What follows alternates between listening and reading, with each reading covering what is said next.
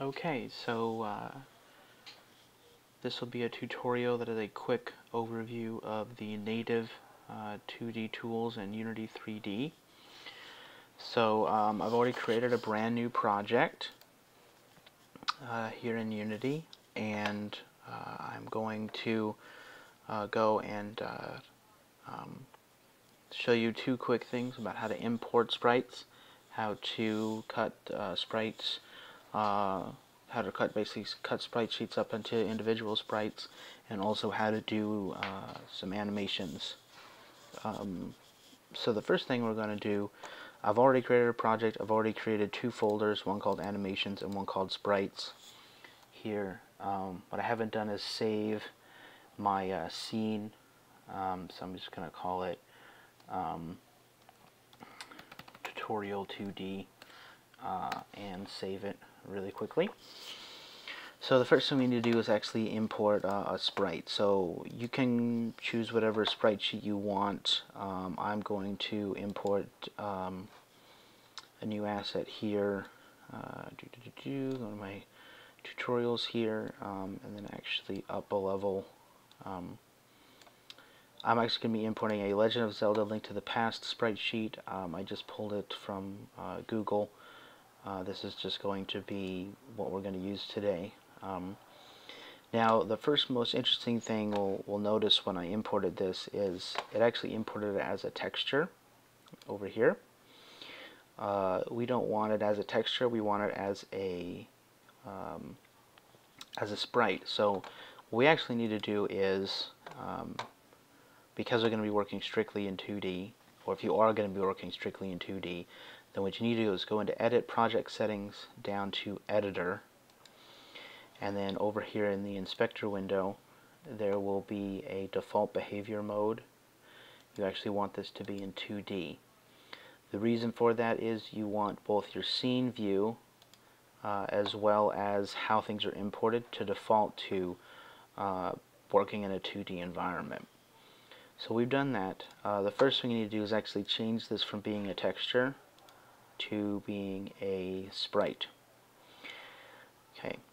Now, the first really quick overview of the 2D tools before we get into, and that was just a menu coming up to ask if I wanted to really turn this into a sprite or not, and I did, because I didn't click apply here, so it would come up warning me. The first thing I want to go over is the view. If you right click or middle mouse click, you can actually go around and move your scene view around. We are in 2D mode right now. That's what this button is right here. If you click this, you go back into 3D mode and you can see your gizmo. If you click it again, it goes back to 2D mode. The Z value doesn't matter for placing objects on this in a scene in 3D mode, or in 2D mode like it does in 3D. So in 2D, you're really worried just about X and Y. You're not worried about Z for where something's placed on the screen. So let's talk about let's actually talk about the camera first. So by default, when you create a new scene in Unity, the camera is actually perspective camera. So let's go out and actually look at this here. So this is a huge perspective camera.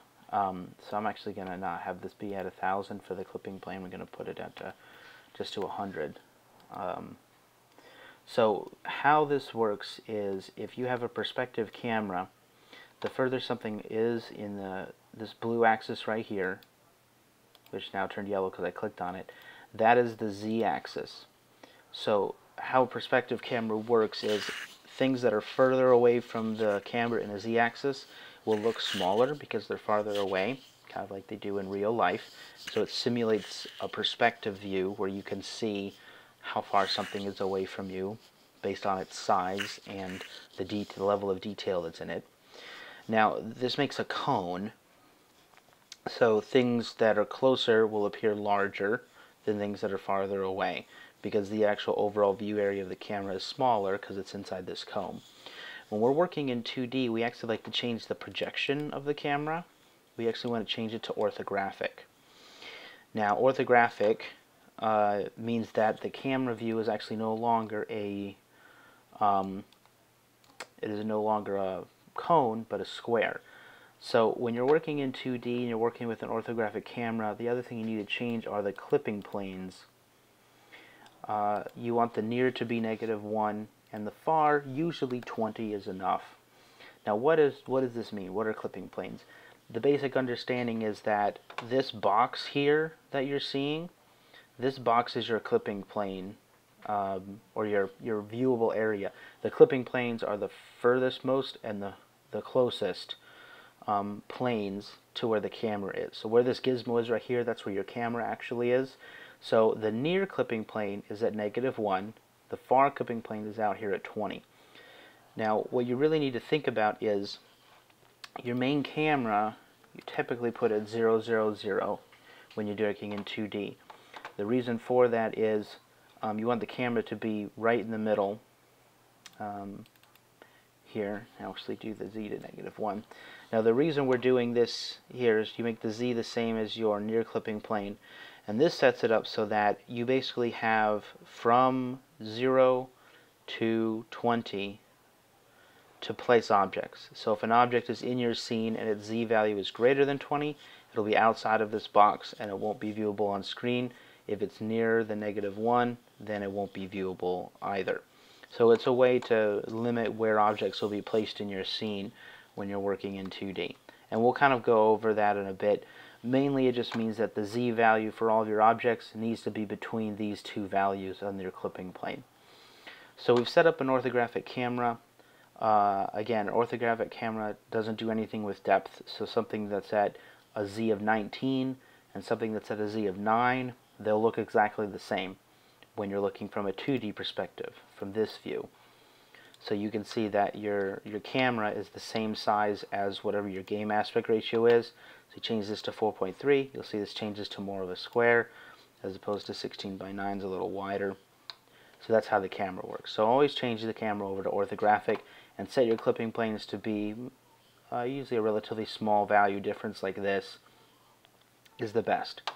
Now let's talk about sprites. So when we imported this sprite, we changed its texture type from texture down to sprite. The reason we did this is obviously we want this to be a sprite. Now the sprite mode here is the most important thing when talking about a sprite. Right now, if it's in single, if you flip down this little caret, this first sheet is a sprite, but this is also a sprite. Everything's basically called a sprite. So how you think of this conceptually though is this right here is a sprite sheet, and this is the first sprite on that sprite sheet. If your sprite that you've imported, your sprite sheet, is set to mode single, the engine will think, oh, there's only one sprite in here.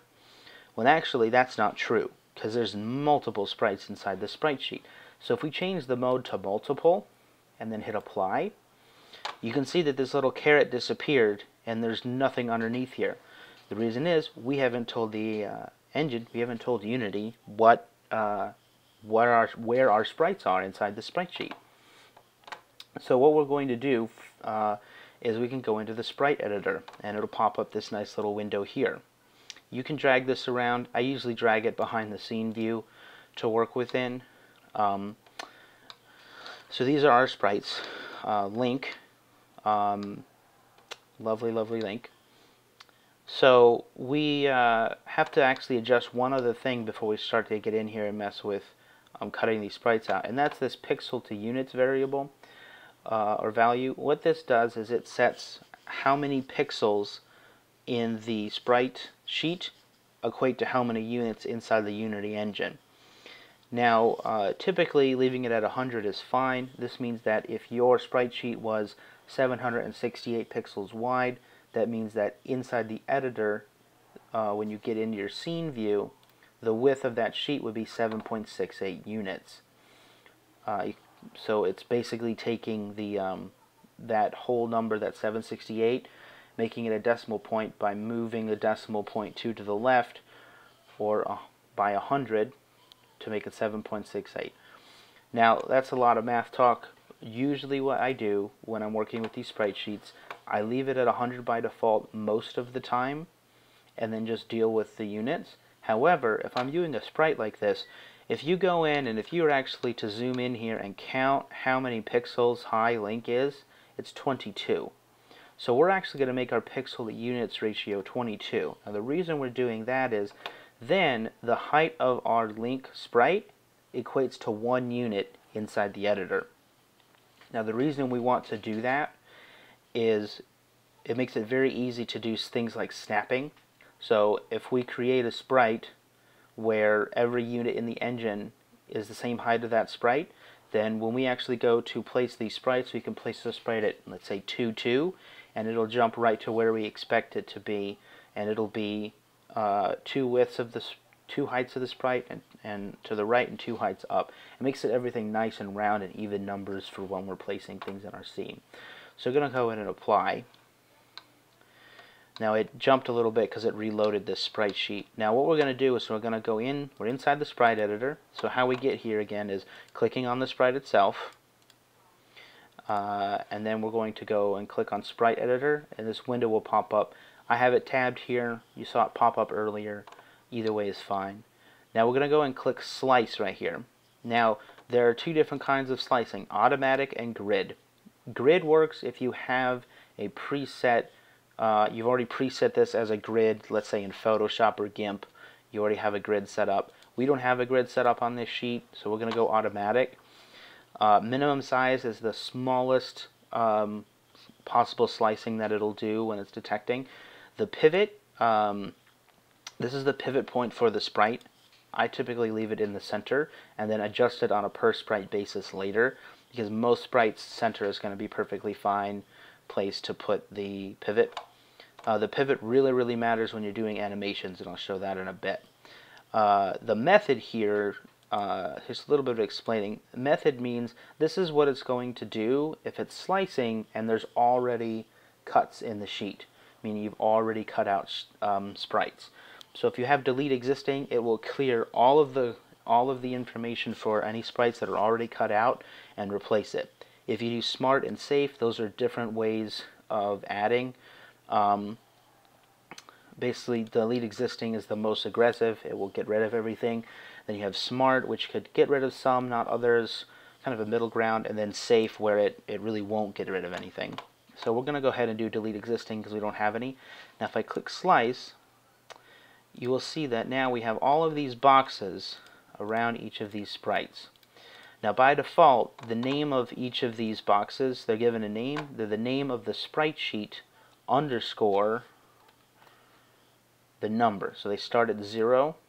So this is Legend of Zelda Link to the Past sprite sheet underscore 0, and they go all the way to the end. Now if I were to hit apply right now, you can see now my project window is filled with sprites, but they're all called the same thing. So what I typically recommend doing, for example, this is a part of a line of animation for Link whipping around his net. So we can actually go in and rename this. So we're going to rename this Link Net underscore 0. Now the numbering is really important for kind of 2 reasons. While I rename these, I will let you know why that's important. They're important for 2 reasons. 1, just for you to keep track of them. And 2, when you go to create animations, it's much easier for you as the game's creator, as well as the actual editor itself, to keep track of things in the correct order if they're all named the same and have number at the end. So here is Link Net, where am I on? 0, 1, 2, 3, 4. And then here's 5. And then I believe it's just 6 and 7. Now, if say I accidentally move that sheet, I can just do Control or Command Z to undo that. We're at Link Net 6. I don't think I've been capitalizing net. And Link Net 7. Okay, so now that we've renamed these, we do need to hit apply again in the top right to apply those name changes. And if I scroll down, I can now see that I have Link Net 0 through Link Net 7. Okay, so now that I've got these cut up, if I go back to the scene, if I were to pick one of these sprites, let's say this very first one, if I click and drag it and drop it in the scene, I now have a sprite. So if I were to play here, I just hit click maximize on play and click play. Now it'll come up and I have a sprite on the screen. Now it's not doing anything now because it's just displaying it. When you drag one of these sprites out, what you get are a game object with two components, a transform, which is on every game object, and a sprite renderer. Sprite renderer is similar to the regular renderer that you'll get on non-sprite objects. It does have a sprite, which is what sprite is being displayed. If I wanted to change this, I can just click and drag another sprite in, and it'll change. So I click and drag one of these down here from randomly. Now I have part of a sword animation, it looks like. Right there. The other thing I did right there is if you zoom too far in, you can actually go past clipping planes and stuff will not show up anymore. Next is the color. You can adjust the color of the sprite. For example, if you wanted to make it red link, you can do that. We're going to leave it at white. White is adding no color to the sprite. If you do any other color, it will change the color. The material, this is the default sprite material. You can do some adjustments to that, but we won't cover that today in this tutorial. The other thing is the sorting layer and the ordering layer. We'll handle those in a minute, what sorting does. These two things specifically are unique to the sprite renderers. And of course you can turn the sprite renderer on and off to display or not display something. Now we're going to cover animations. This is really cool. So you remember we named all of these linked net 0 through 7? If I click on link net 0, hold shift and then click on link net 7, highlight all of these. If I click and drag these into the scene and let go, it is now going to ask me to create a new animation. So we're going to go and save this inside our animations folder. We're going to save it as our link net animation and hit save. Now I'm not doing a thing other than dragging and dropping and naming a new animation. When I click play, we have an animation. Now it looks a little weird right now. Anybody familiar with this game knows that Link actually stays in one place and whips his net around him. Right now he's kind of being whipped around by the net, it looks like. But what happened there? So we'll kind of go over. What happened was it created a new object again. It has a transform and it has a sprite renderer. But it also added this animator component. It has a controller called linknet_0. That's the actual animation we created. It has apply root motion and culling mode always animate. So it's always going to be animating right now. If I go up to my window and animation, I get this handy dandy little animation window. I usually stick this behind my game so I can be able to adjust it and see what's going on in my scene. So what happened was it went through and put all of these sprites, one sprite per frame that was in the list that we drug out. And it knows what order to put these in because of the numbers from as far as I can tell. Now the other interesting thing is you can add different curves. We can do adjustments with the sprite renderer. A lot of different things that we can do. And all of these are keyframeable. Same with the transform, position, rotation, and scale. And even things with the animator, whether it's enabled or whether the animation is actually enabled or not. Now, one thing we've noticed, or you probably noticed, this record here, if you turn that off, with that on, any adjustments you make on the actual sprite will be recorded automatically as a keyframe. So I'm going to turn that off so we don't accidentally change the change anything with that sprite. So you notice though when we play this, the sprite's a little off. So the reason for that is I mentioned earlier about the sprites. When you actually edit them, and I'll pop in the Sprite Editor here, when you actually edit these sprites or create them, this pivot point is in the center by default. Well, that's not working for this particular animation. Now, the cool thing is inside the Sprite Editor you can just click and drag this center to be wherever you want. So we're going to actually place the center about at the bottom of his head for all of these, because that's pretty much the pivot for how Link is moving. So we're going to kind of do this. Now I'm hastily doing this because I'm going to just drag it in, so this won't be perfect. If you were doing this as an animation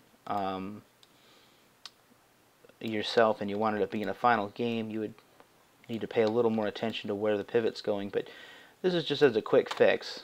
We'll hit apply. Now if we go back to the scene and hit play, you can see now that this animation is a lot better. It's not perfect because he is kind of still jumping around, but you can see that basically that center pivot, all the center pivots get lined up when doing an animation. Now, really quick, because I'm running a little short on time, I want to go over sorting.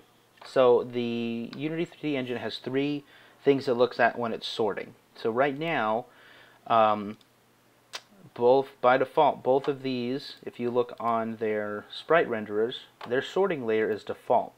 There's only one. So we're actually going to go click here and you add sorting layer, and you get taken to the tags and layers inspector. We'll click a little plus. We're going to create a background layer. Now, these layers, you can put any sprite objects in these layers. Now, really important to note is anything that is not a sprite object is always in the default layer. So let's say you add a particle effect in. That particle effect doesn't have a sprite renderer, it doesn't have a sorting layer, it doesn't even have a sort order in layer. So the sorting layer for any object that doesn't have a sprite renderer is the default layer. So you kind of keep that in mind. Now, these layer orders matter. The layer order is the thing at the top of the list is drawn first before anything below. So right now, background would be drawn first, then default, which means that background would be behind default, or would appear behind default, because that's how the sorting layer goes. When the engine is looking at objects and how they're sorted, they look at the sorting layers first. So let's say we wanted this link. Right now he is in front of the sword. So if we play, you can see that this link's sword is behind this link right here. Now let's say we want that sword in front. So that means we want this sprite here to be in front of the animated sprite. So what we can do is click on the animated sprite, the link net sprite, and we can go into the sorting layer and say, oh, it's in the background.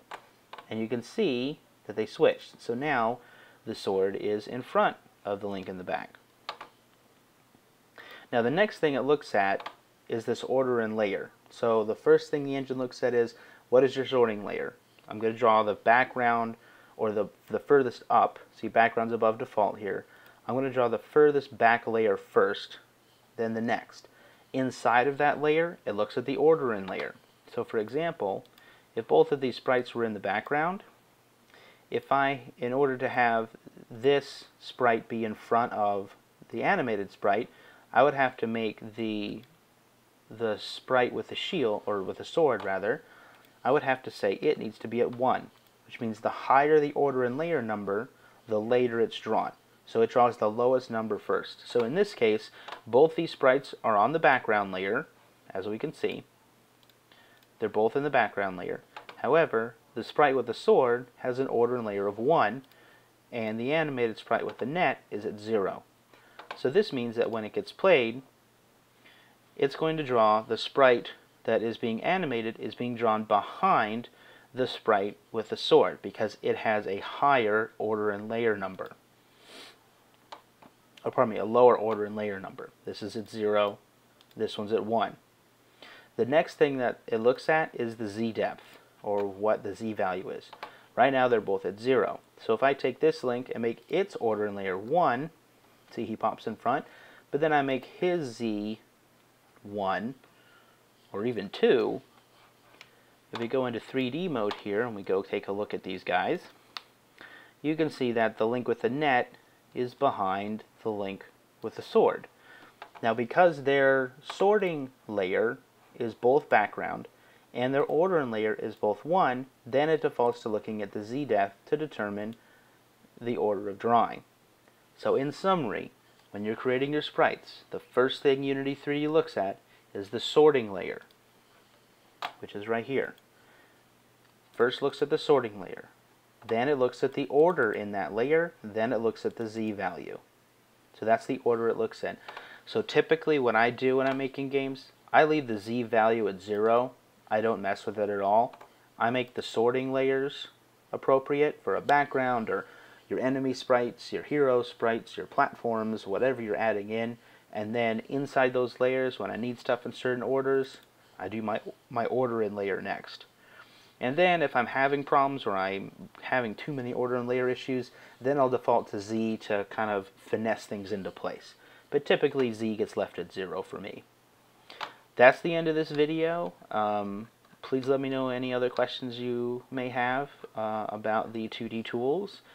Basically just covered importing a sprite sheet, using the Sprite Editor to cut up sheets, creating an animation by dragging and dropping a bunch of sprites into the scene, and then adjusting the center points for those animations. So again, let me know if there's anything else you want covered. Thanks so much.